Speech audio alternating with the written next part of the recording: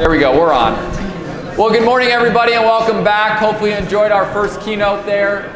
We have two more things to kind of cover this morning before we head to our lunch for the middle of the day. But always good to see so many people networking and interacting with everybody this morning. My name's Thomas Hutton. I'm the Executive Director for the Southern Texas PGA. I just finished my 6th year back as the Executive Director. Total of 11 years now that I've been with this organization in my career, and love calling it home and being here in the great state of Texas. I'm joined on stage here with two fine gentlemen that we're going to have a little question Q&A period. But to my immediate left is the President of the PGA of America from the Michigan section. Please put your hands together for John Lindert.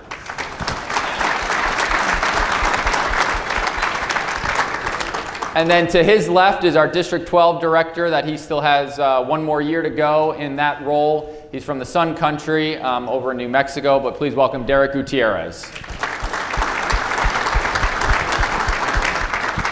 Well, we have some questions that are kind of set for both of them, but I want to start by, again, welcoming both of you. Thank you for being here, but I'll let John, maybe you say a couple of opening comments to everybody. Yeah, no, it's great to be here in Southern Texas. I said last night this is a fond place of memories for me. I was asked to run for secretary by my district here during the 2017 annual meeting. Men's PGA Cup here in 2019 was one of my greatest memories as being an officer. But I just want to let everybody know, I mean, Derek I've gotten to work alongside with for 3 years. He does a fantastic job on behalf of the district. At every board meeting he shows up, he represents you extremely well. Dale Morgan, who I got to serve on the Board of Control with, I know will step in and fill in for Derek in a great fashion, although big shoes to fill, Dale. Size 13, size 7. Not quite sure how that's going to work out, and I'm sorry I won't be in the boardroom when that happens. Size 50 jacket and 32? 32 short. I don't know, what size are you, Susie? I know that, is it a ladies medium you're wearing? I don't know what, I know you can wear the same size. John Lindert, welcome to Texas, everybody. Just dived right in there. Well, we just watched, and I meant to say this, we just watched our highlight video from last year's Joe Black Cup matches. As everyone knows in this room, Mr. Joe Black lives here in Austin, isn't far. He joined us last night at our legacy dinner and was a great night to have him and his wife with us. They were planning on coming today, but Mr. Black actually just called me and said that his back is hurting him too much to come out today, but he wanted to be here. He was really glad to come last night, but to be in Austin, we were glad that he did come last night, interact with all of us, and I know he's very disappointed, so he wanted me to send his regards to everybody and thank you all for all that you do within the game. So we're gonna miss Mr. Black this week, but glad that he came last night, excuse me. To jump right in, John, I'm going to ask you the first one here. We're going to start with deferred compensation.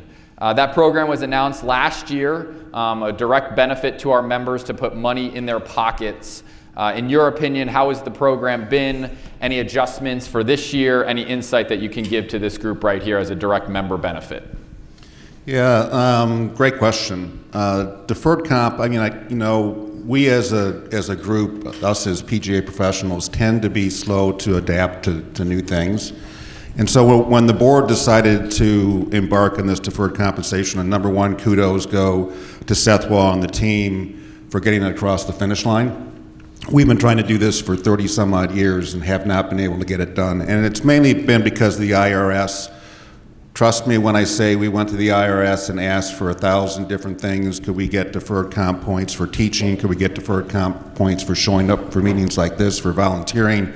And the IRS, as it does so eloquently, says no a lot. But what we did get across the finish line was what we have for guidelines, and it helps us kind of grow the game and support programs that the association tries to fund and run. And so the board, the way this works is the board has the purview annually to review the total amount given out plus the individual amount given out. We can cap both. And we, obviously first year you had to take a stab at how many people do you actually believe will take advantage of it. To this point, I think we have about 5,000 that have signed up, and we have about 1,500 that have qualified for with the 200 points, which doesn't really surprise me. You know, we want to have more. It's one of the things we talk about, that if we go over budget with deferred comp, that's a good thing, which means we have more of our members engaged, and we're giving more of our members some money. And the whole goal is come April 1st, so it runs April 1 to March 31. Come April 1st, once we get the final numbers in, the board will review those numbers, and we'll once again go back and look at high value for an individual and high value for the overall purse or overall deferred comp. At this point, we have allocated $1,500, so you're all eligible if you qualify to get up to $1,500 in your deferred comp.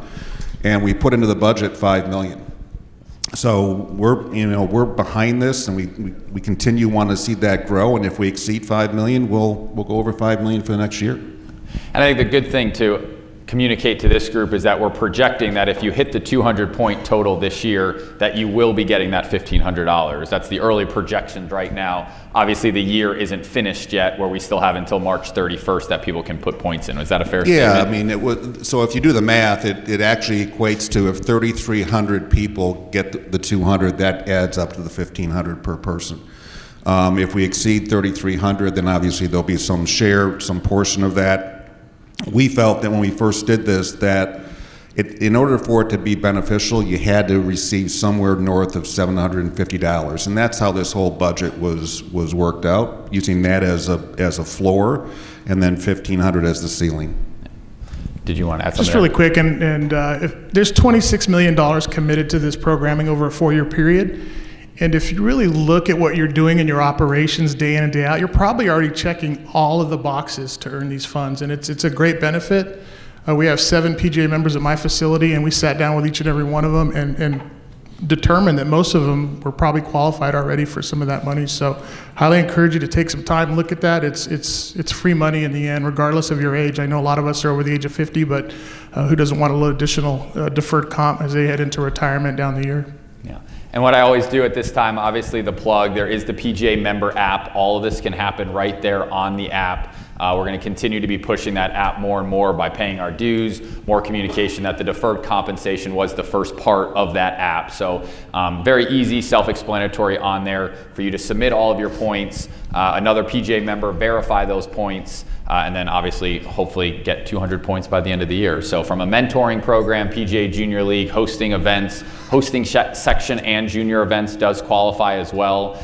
So obviously with all the events that we do in Southern Texas, it's a very good program for you all to participate in. Just piggyback, and we will review as we can what qualifies for deferred comp, but once again, that's the IRS's deal. Yep. And we have asked, as I said earlier on, we have asked them about almost everything, but as new programs get developed, we'll approach the IRS with that as well. Definitely.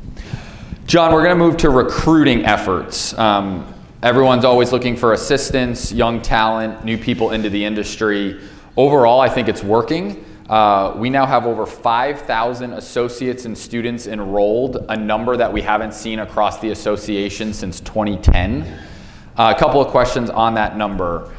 You know, in your eyes, how many associates or students does the PGA of America anticipate we'll need moving into the future to fulfill the industry demand?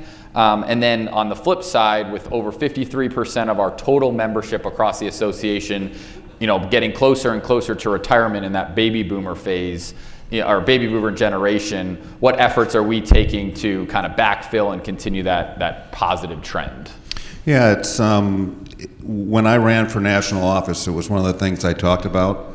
In 2018, there were 12,000 PGA members that had received their membership with the GPTP program, which ceased in 1995. So at that point, half of our active members were 25-year members, which is an alarming thing to think about. And when you look at the metrics, even though we were able to announce for the very first time that we cracked 30,000 members and associates, the largest growing membership classification in every section across the board is life member, which for those of you that don't know, but in order to be a life member, you can't be eligibly employed in the business, which means you're not in the industry. So that's alarming. Good news, the highest number of associate sign-ups this past year at 1,900 since 2009, highest number of students. So we're moving in the right direction. We have committed focus to that recruitment, and it's paying off. My fear is the retention aspect of it. There are so many of us in the room that have that control over how to retain people. And I'll tell a real brief story. I had a young man that came to work for me that was in leadership at one of the golf management universities, and he had worked for me early on, and then he graduated, came to work for me, and he had an opportunity to go to work for a top 100 club. And I convinced him that, boy, if he got this job, it could be life-changing. He could do it for a career. He could be an assistant at this top 100 club for his entire career and have a wonderful career. So got him an interview, took the job. 3 months later, he quit. He's out of the industry. And I said, what happened? He said, they didn't treat me the same. They stuck me behind the counter. They wouldn't let me teach. They wouldn't let me play.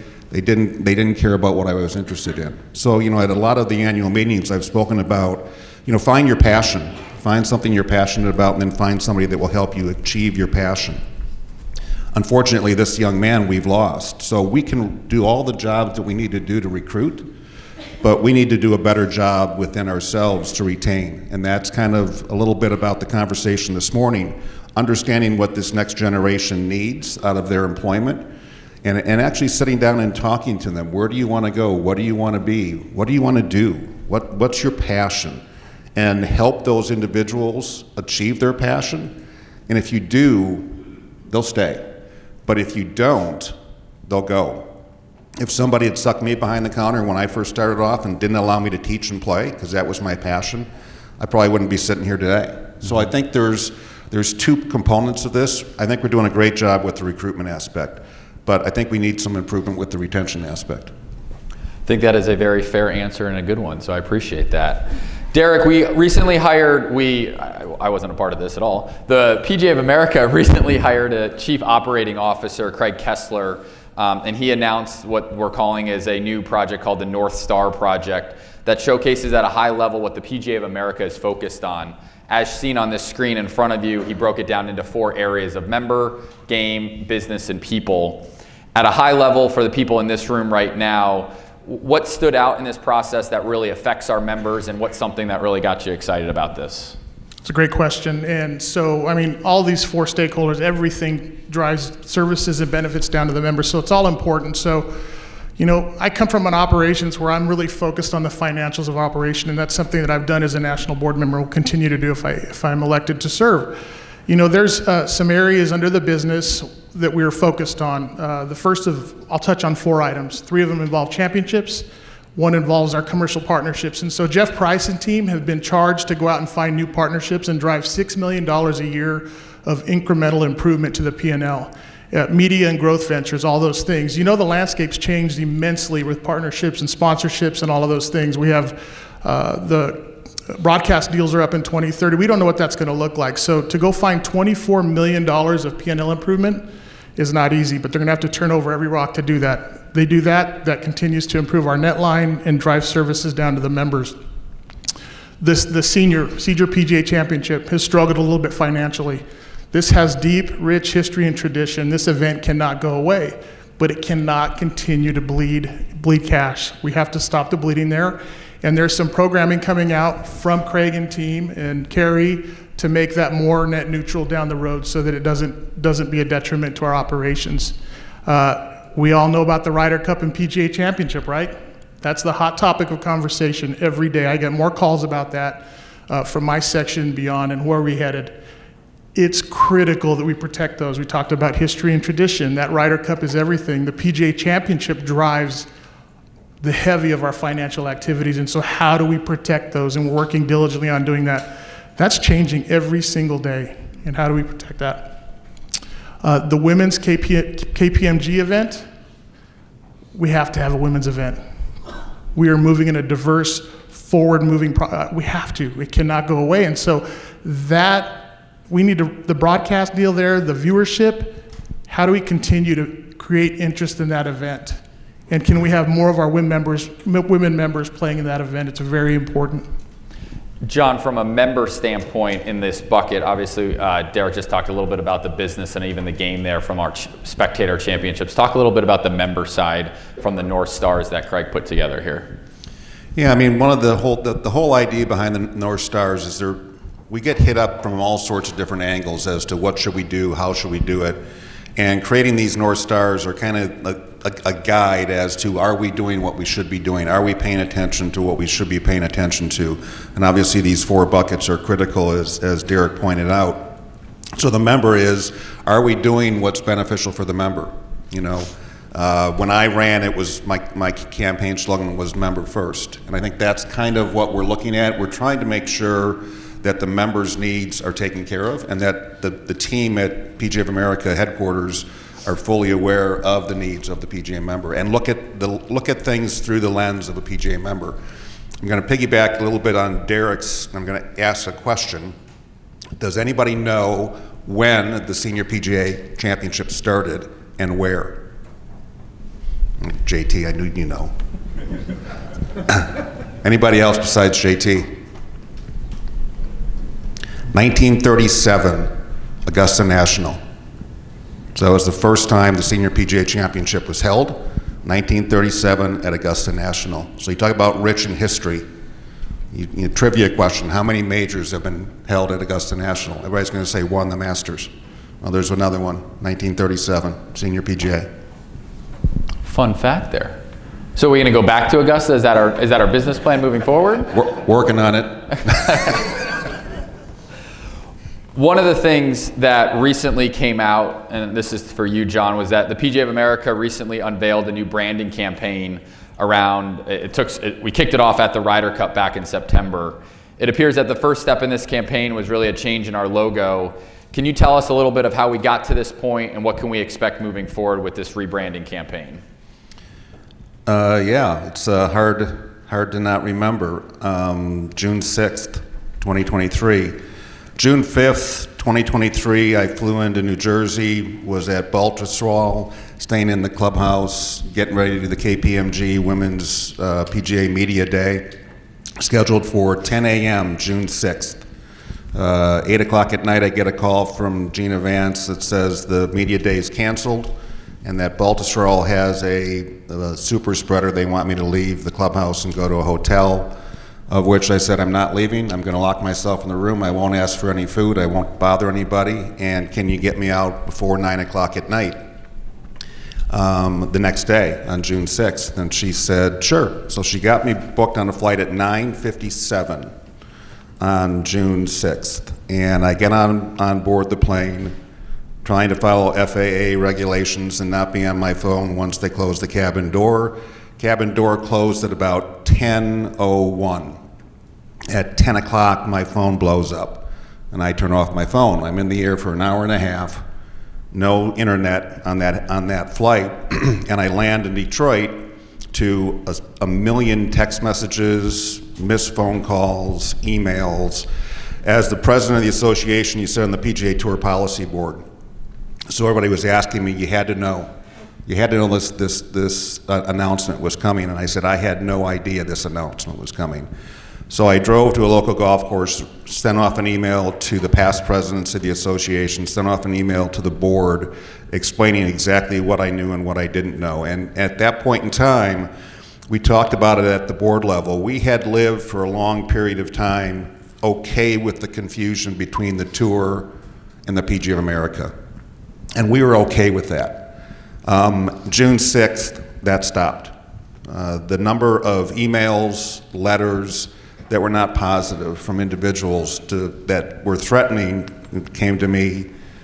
They would not watch golf on TV. They would stop taking lessons from their PGA professional. They would stop playing golf because of this announcement. And so at that point, we had to stop the confusion. And we had to tell the story of who we are as an association and that we don't play golf on Sundays on TV. We teach most of the people that play golf on Sundays on TV. But, so the board, to their credit, pushed and asked Jeff Price and the team to come out with a rebranding campaign. Part of it right off the get-go was social and digital. Obviously, in my upper right, that logo doesn't portray very well in social and digital. So you wanted to have a cleaner, crisper a logo. And what we determined is we had a task force that I had assigned with PGA members, non-PGA members, master professionals across the lot, kind of charged them with a little bit of the rebranding. We went out and hired Omaha Productions, which is Eli and Peyton Manning's company, to do market research. And what became very clear is the Of America was not a standout point in the old logo.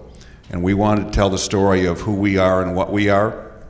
And so obviously in the new logo, the Of America is very clear and very crisp. It portrays a little bit better on the social and digital platform.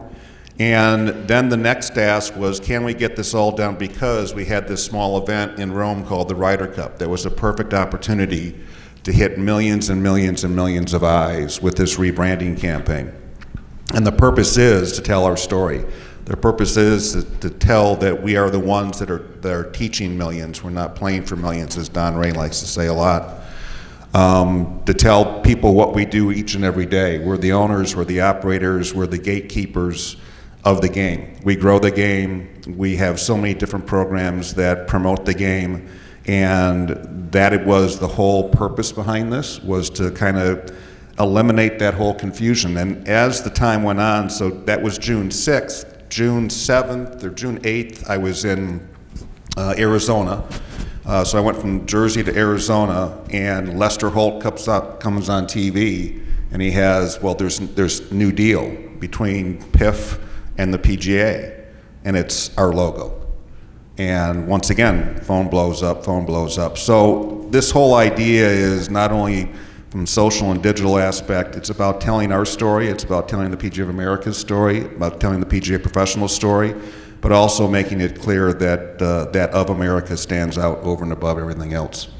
From a standpoint of, I guess that's, you referenced the June, it really started in September until now, so that's 4 or 5 months. How would you say it's been received, or do we feel like we really made the strategy change of, I think even in the North, connecting the previous conversation that we had about the North Stars, is that the average consumer knowing who we are, I think the number was like 50, and the goal, 50%, if you ask a consumer what the PGA of America member does, only 50% of them knew what actually we do, and the goal is to get to 55 this year or something like that. Do you feel like we're on that trajectory? Do you feel like we're doing enough of that storytelling in the present time, or we still have work to do there? I think it's a work in progress. Some of the things that we've done as an association, we've done some great things, but I think that we, kind of like William was talking about, the shiny penny and the dog with the squirrel, and we tend to be the dog with the squirrel every now and then. We tend to look at something and then get distracted and look away.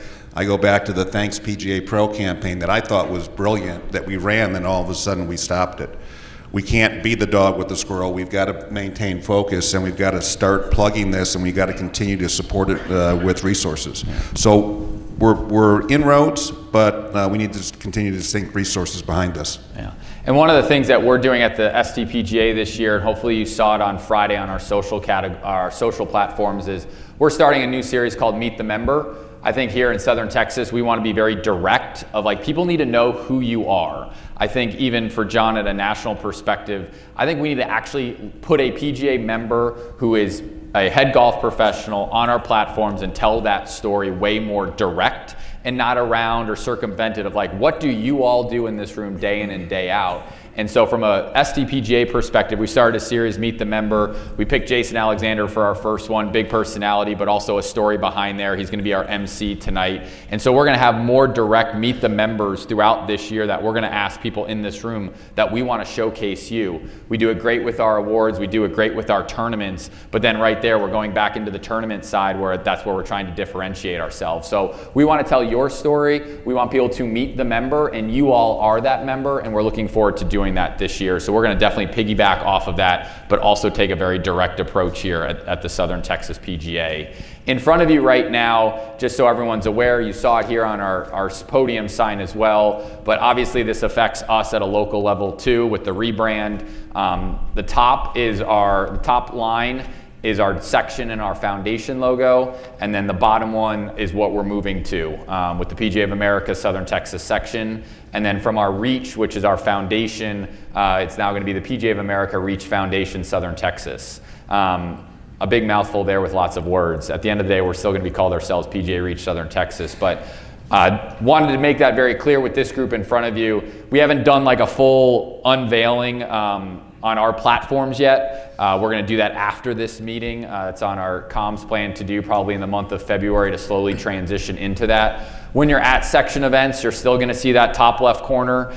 This is a 2 to 3 year plan in terms of we're not just going to buy all new stuff right now when we might have just bought something new last year. So we're going to go through some wear and tear before we just replace things. But the bottom left and the bottom right, you'll see more and more throughout the year in as many places as possible for everybody. I was sitting in my shop 2 days ago, and I was looking at a golf bag with the old logo, the logo that's on the top left, and it just kind of dawned on me for years, because I love that logo. But when you look at it, it reads Professional Golfers Association, and then you got to go back around and go of America. So on my golf bag, the P is upside down, and the F is the right side up. So it actually is upside down words on the bottom of my golf bag, and I'm looking at it going, boy, that logo probably needs to change. And so now it's pretty much all the letters are facing the right direction, and it's PGA of America. And per your comment about the ad campaign, I would love for Lily to play a quick little, it's a 3-minute video, and then I'll have some comments for both of you about the campaign. Go ahead, Lily. Hey everybody, Mac Weathers here. We're at Monarch Beach Golf Links with PGA of America Golf Professional.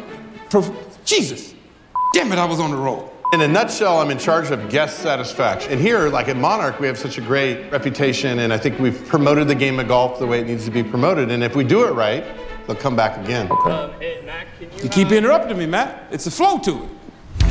So we're at Monarch Beach. Our host, Mac Weathers, will be talking to GM Eric Lohman, but what Eric doesn't know, Mac is actually Anthony Anderson. All right, let's do it. We have a great brand here at Monarch Beach, and I certainly have passion when it comes to representing our club, or just good feedback on a simple card that says you have the best staff, the course was in great shape. I mean, that's the pride and joy. That's the passion I'm looking for and that I enjoy. I think your phone's going off though. Hold on. Hello? Excuse me. No worries. Hey, I peed in the cup this morning, Doc. I noticed there's a tournament going off. We have a lot of events. We feed a lot of different mouths here. Resort guests, members, card holders. That's what's special about golf. Whether you're good, bad, or indifferent, you can always have like that golden moment, right? Where you hit a good shot, or you make a putt, or somebody tells you what to do and you apply it, and then you feel good about yourself. Can I just dip this in your sauce, put a little meat juice on my carrot? Matt, have you guys thought about putting designs in here? Who the is this guy? Why are you so proud to be a PGA of America member? I'm proud because we make a difference. We're the ones who help people leave with a smile. Not everybody can say that. If we do it right, we can earn a fair living, provide for our families, still play the game that we love, and people leave here with a positive attitude in mind. In today's society, that's not simple. Not everybody gets that, and we do get that. And that's what we strive to do. Serious question. If I give you $500 right now, could I be a PGA of America member? Here at Monarch Beach Golf Links, you're here to just have a good time, relax, enjoy a little hospitality. You suck! What a day on the course. I can't leave without showing off my pro skills. First to make it gets 50. Mother game, Eric. Whoa! Have fun. I enjoyed it. Hell's going on? Feeling okay? I have a confession to make to you. There you go. What the hell? Hey, Anthony Anderson, man. We're doing a little fun, having a little fun with you today, brother. I was totally in shock. Pretty sure that was the worst interviewer that I've ever encountered. Thank you for your hospitality. At Monarch, it's one team, one dream. We are with the PGA of America. We don't play for millions, we get millions to play. Oh, I like that. Thank you so much. Eric, give me my $50 back. So obviously we love this game. That's been our big motto since this whole campaign has unveiled. What feedback can you give to this group today on what to expect in the next 12 months? Well, they're going to continue with more of these fun infomercials, if you will, or ad campaigns. You know, and there's been debate about, is "we love this game," is that the right slogan, is that the right tagline? And we can get into the minutia of it, but once again, going through Omaha Productions and trying to do a survey through the consumer, what did we want to say and what statement did we want to make? And I think why we love this game is a great tagline. I think it's more about the messaging, more about telling the story, more about giving examples of, you know, that's not that far off from what I deal with every day, right? I mean, we deal with people almost like that. It's a little bit sarcastic at times, but it's pretty close. So I think it's a good look behind the lens of what a PGA professional does, and we're going to try to tell that story bigger and better each time. And so things are evolving. Marketing's changing all the time. I'm behind the curve. I've got younger professionals showing me how to market on social media, and so we can only do so much as an association from a high level nationally. There's a lot of tools that we've been armed with for social media, taglines, hashtags, videos, storytelling, vehicles that are there on PGA.org for you to use in your social media channels. I want to commend the team at Southern Texas PGA. Their social media is on point. It's excellent. And if we could have all the sections doing that blocking and tackling to tell the stories of where we're at, who we are, and the difference between PGA Tour and our association, then it'll make it a lot easier to get the story out sooner. This is going to be a long uphill battle to get done because it's been so long that we've been confused, but I think that you're definitely doing it right here in this section. And to Derek's point, we need your help, right? We need you to do little video snippets of why you love this game. You know, why do you get involved in this game? The question was asked, who loves to play golf? We're all in this room because we had a passion and we love this game. So tell your story, post it on social. I'm not a social media type guy, but then again, there are a lot of you that are. And so if you have that opportunity, brand yourselves, tell your story. How did you get involved? Why are you doing what you're doing? And what makes you fall in love with this game and what makes you still love this game? I agree. Well, let's talk about our other partner, the USGA and the golf ball. So Derek, I'll throw it to you here. I thought this was coming. This is a great question. I wonder who wrote this. Why does it seem like the USGA always asks for feedback but then never does anything that a vast majority of us think should be done? Is the PGA doing anything behind the scenes still, or it is what it is when it comes to the golf ball? So USGA is a great partner, right? One of our allied associations. Very important what they do for amateurs in the game of golf. Can't diminish that. That said, you know, when they take on these new initiatives and ask for collaborative feedback and, you know, comment periods and things of that nature, I may be a little controversial here. I think it's, okay, we're going to hear you, but we're going to do it anyway. And so it's somewhat of a lip service deal. But I think that if you ask the communication and the efforts that have gone on behalf of the board of directors, it started a couple years ago.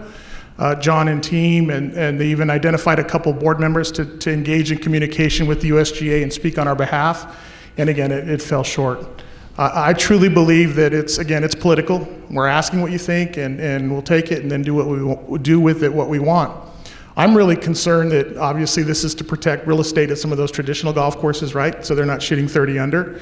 And I also think that the driver's next. That's my feel. And we drive the game. Anything that negatively impacts the momentous growth we're dealing with right now, we're record rounds. I mean, everybody's enjoying more golfers at their facilities than ever. And all these little things are going to hurt us in the long run. Sure, they delayed elite golfer 28. Amateur golfer 30, that's right around the corner. That'll be here before you know it, and so we still have to start planning for that. And it's, I'm very frustrated by this, but the communications with officers and USGA and Seth are ongoing, and hopefully we can drill home that we are not for this, and definitely against bifurcation. Yeah, so there's been a lot of discussion, and Seth and I did a Golf Channel interview about it. We have for those of you who don't know, there's a new alliance, and it's called PGA World Alliance, and it's a group of PGAs across the globe. We met in Liverpool, and that World Alliance consisted of PGA Canada, GBNI, Sweden, Germany, South Africa, New Zealand, and Australia. And then we met again at the PGA show and added Norway. And we've all talked about the golf ball. The one thing is we all agree bifurcation is not where we want to go. We don't all agree on a rollback. There are some that, and I've actually talked, so Ian Baker Finch is the vice chair of PGA Australia. He's going to become the chair here shortly.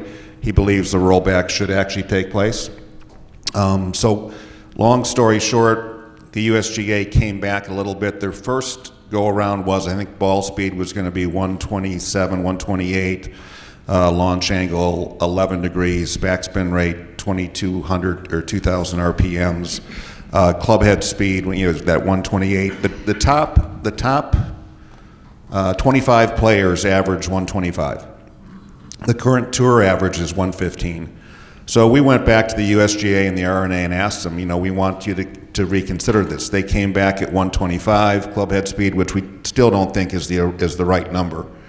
And we're continuing to talk to them. Obviously, that PGA World Alliance, we've already talked about maybe some different nuances. Is it time for us to do something different? Is it time for us to not just take what they say, but maybe create our own? And that's conversation, right? That conversation may lead to action.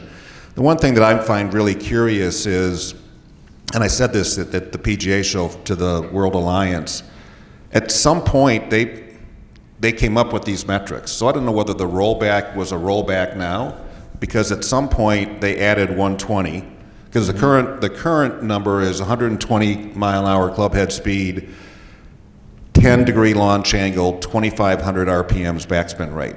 At some point, they decided to use those as metrics. I don't know whether that was a rollback when they used those metrics or not. I think with their data, what they're saying is the tour player will lose between 12 and 15 yards. The average male will lose between 5 and 7, and the average female will lose between 1 and 2 yards. That's what their data shows.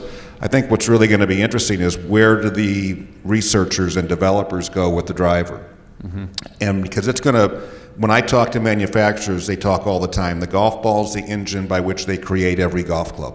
So once the golf ball is made, they're going to create a driver, they're going to create a fairway, they're going to create a hybrid, and they're going to create irons and wedges that work with that golf ball. Even to the point that at the show, I heard that one manufacturer was working on developing a ball that only worked with their driver. In order to maximize the potential of the ball, you had to use their driver. So where the researchers and developers take this, I don't know. What I do know is it's going to be very hard on us as PGA members to control this and to monitor it. I don't want to be standing on the first tee at my facility in 2030 and looking at the logos and the markings on the golf ball and say, what year did you buy this ball in? What I do want to do, though, is if it does go through, I'm going to stockpile my golf shop with the golf ball in 2027, and I'm going to sell pallets to my members, and they're going to put it in their garage, and I'm going to have my highest golf ball sales of my history, because that's what they're going to do. They're going to stockpile golf balls. Now, the other side of the point is currently there are 35% of the golf balls that are currently made that will qualify for 2030 by the metrics. So there are balls in the market that are being used today, even by the tour players, that will still qualify. But I still think there's time for us to make, and I'm going to the USGA annual meeting, and I will talk to Mike Wan again, but there's time for us to say, hey, wait a minute, pause. 4 years is a ways away, 6 years is obviously farther away. With Martin Slumbers retiring and a new face coming in at the RNA, there's maybe an opportunity to crack that a little bit better than what we've done so far. Well, I would say keep at it, because I think this room would agree that that's probably something that we need to definitely keep spending time on. I'm going to end with this one, looking at our time here. And Derek, you kind of touched on it. I'll start with John, though, when we were talking about the North Stars. The PGA of America is really nothing without the revenue of our Ryder Cup and the PGA Championship. In the world we're living in with LIV and PIF and the PGA Tour, what are we doing to protect these assets and or ensuring the association remains fiscally responsible for the future? Yeah, so one of the things that's really challenging that has happened through this whole LIV and PIF ordeal, and Kerry Haig talks about it all the time. He wakes up or goes to sleep every night worrying about whether the PGA Championship stays a major. And I know everybody says, well, how does that go away? 4 years ago, the PGA Championship was the 3rd highest paying tournament on the tour. Today, it's the 29th. If you look at LIV and you look at everything else, it's the 29th highest paid. What happens if somebody runs an event opposite of our PGA Championship and we're not in the running with our payout, with our purse? We had to make some moves last year. That's one of the things we're trying to do. We have to increase the purse, and we have to stay relevant with that purse. We have put a strategic committee together to look at our assets, look at our resources. Obviously, the Ryder Cup, the domestic Ryder Cup, is the windfall by which we operate. So having that evaluated and having a valuation put on that and looking at it as an asset, what is it going to be worth?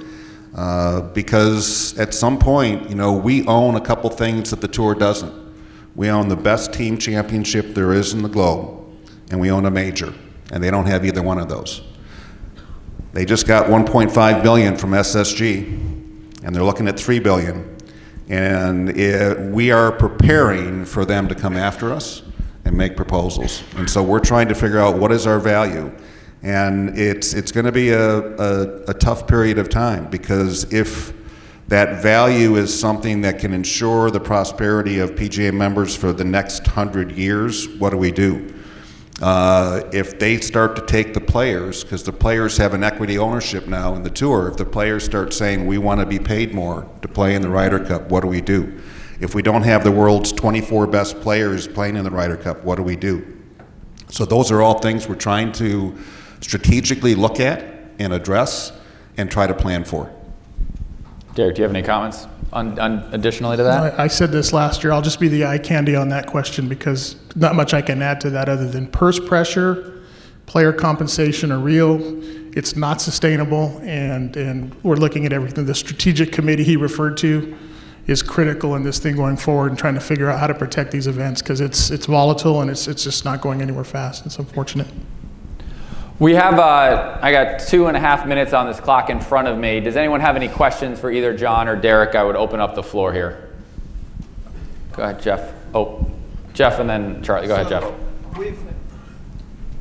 We've had qualifiers for the PGA Tour forever, and our section makes a lot of money off those qualifiers.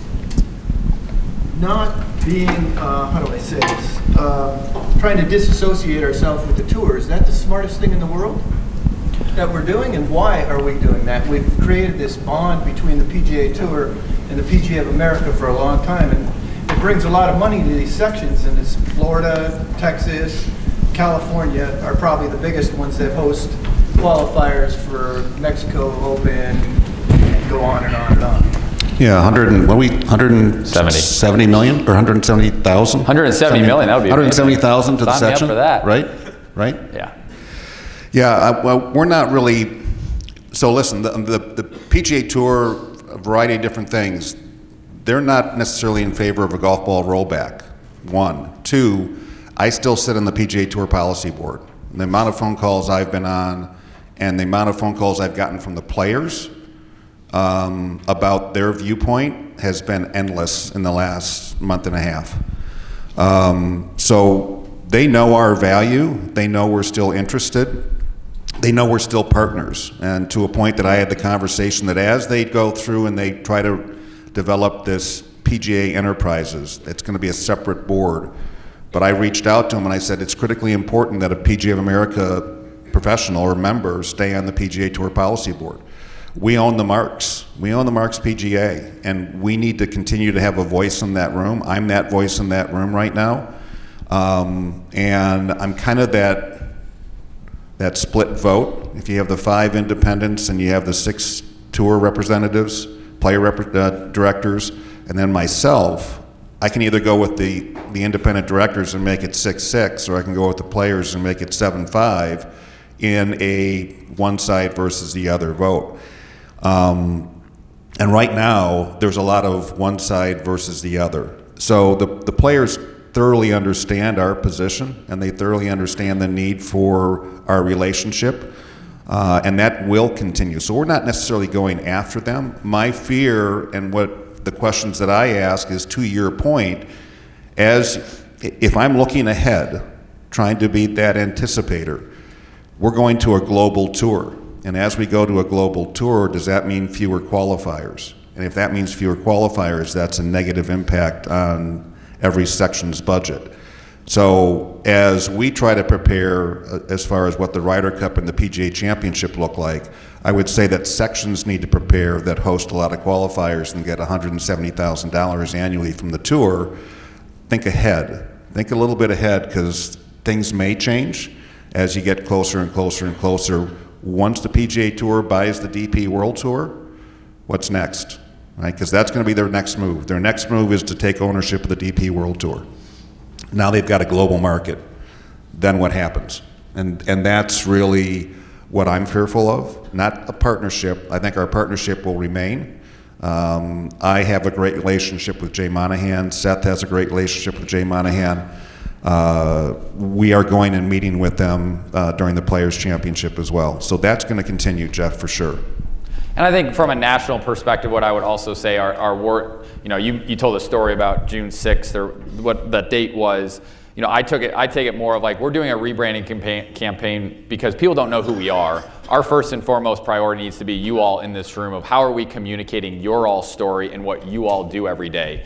Yes, the relationship with the PGA Tour is super important to us from a standpoint of that we do run those qualifiers. I believe that that's more further down on the priority list with with all the stuff happening right now, that they're talking more about the top players and not necessarily, they need these feeders to continue because they're still creating playing opportunities. So I think our comment of being disassociated with the tour is actually more so we need to focus on ourselves. We need to tell people who the PGA of America member is, what we do every day, and what you all do every day, and not about what happens Thursday through Sunday on TV. So obviously I'm super passionate about it. That's why us at the Southern Texas PGA do our Do You Know Your Pro series. We promote what you all do day in and day out, and that's going to be our focus for this year. So let's give both John and Derek a big round of applause for being up here this morning.